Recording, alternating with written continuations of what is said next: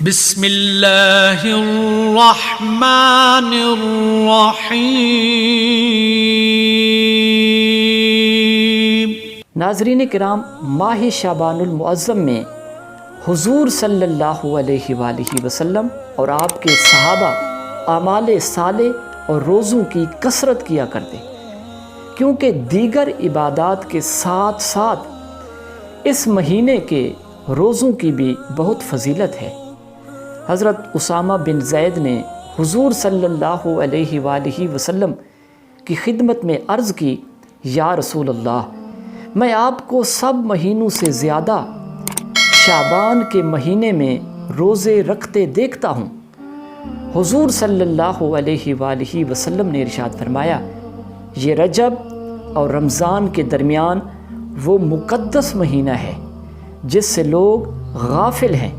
یہ وہ مہینہ ہے جس میں لوگوں کے اعمال اللہ تعالیٰ کی بارگاہ میں پیش کیے جاتے ہیں، لہٰذا میں چاہتا ہوں کہ جب میرا عمل اللہ تعالیٰ کے حضور پیش ہو تو میں روزے سے ہوں۔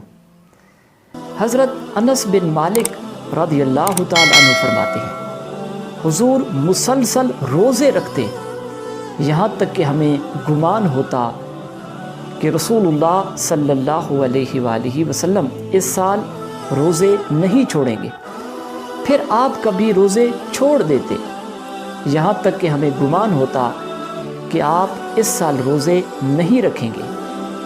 نیز حضور کو سب سے زیادہ شعبان کے روزے پسند تھے۔